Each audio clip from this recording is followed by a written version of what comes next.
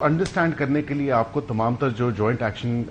Committee ہے اس کی جو احتجاج ہے، اس کی جو ڈیمانڈز ہیں اور اس کے ساتھ جو حقیقت ہے وہ دیکھنے کی ضرورت ہے، کیونکہ یہ تو نہیں ہو سکتا کہ آپ انتشار پھیلانے کے لیے یا عوام کو جو ہے یرغمال بنانے کے لیے آپ احتجاج کی کال دے دیں۔ لا اینڈ آرڈر سچویشن کو دیکھتے ہوئے، سیکیورٹی سچویشن کو دیکھتے ہوئے کیا مجھے بتائیں کہ ان کے 38 میں سے 35 پوائنٹ نہیں مانے گئے؟ بالکل مانے گئے۔ اس کے اوپر مانیٹرنگ اینڈ ایویلیویشن کمیٹی بھی بنائی گئی کہ کس حد تک ان پہ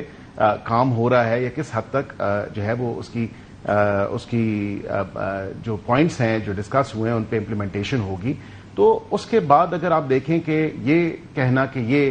مہاجر سیٹیں آپ ختم کریں، تو کیا جو 6 لاکھ مہاجرین ہیں ان کے حقوق کو آپ سلب کر سکتے ہیں جو ایکٹ آف پارلیمنٹ کے تھرو 1974 سے جو ہے نظام کا حصہ ہے اور اس میں پورے سسٹم میں ہے۔ اب اس کے ساتھ یہ بھی دیکھیں کہ اتنی انجسٹیفائڈ ڈیمانڈز ہیں، یہ اس کے تانے بانے تو کہیں اور ہی ملتے نظر آ رہے ہیں۔ ملتے ہوئے نظر آ رہے ہیں مذاکرات کے لیے وہ آگے نہیں بڑھ رہے، جب اتنی ہائی پاورڈ کمیٹی جو ہے وہ گئی، تمام تر مذاکرات کیے، تمام تر چیزیں سیٹل ہوئی۔ ٹھیک، میں آپ کی طرف واپس آتی ہوں بیرسٹر، اس کو ٹو کیا جا رہا ہے۔ میں ایک تو مجھے یہ بتا دیجیے گا، پہلے ذرا کلیئر کر دیجیے گا کہ کہیں اور سے تانے بانے مل رہے ہیں کا کیا مطلب ہے آپ کا؟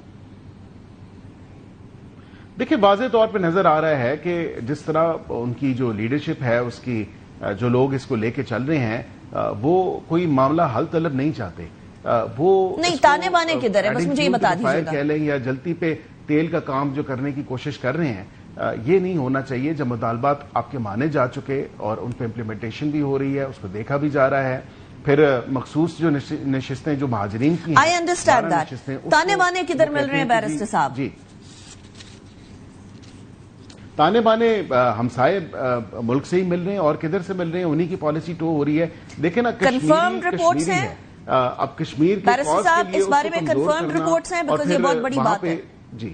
یہ بہت بڑی بات ہے، آپ کے پاس اس کی کنفرمڈ رپورٹس ہیں؟ جی بالکل، میں اون اپ کرتا ہوں، کیونکہ یہ آپ کو نظر آ رہا ہے کہ جس قسم کی ان کی جو ڈیمینر ہے، جس طرح کا ان کا رویہ ہے اور جو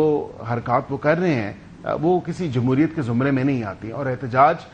کوئی لافل احتجاج نہیں ہے، باوجود اس کے کہ انگیجمنٹ ہوئی، چیزیں مانی گئیں، اور یہ اب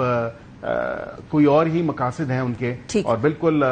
حکومت اور جو اسٹیٹ ہے وہ تو اپنی ریٹ منائے گی اور منوانی بھی چاہیے، کیونکہ یہ نہیں ہو سکتا کہ آپ اجازت دے دیں کہ آپ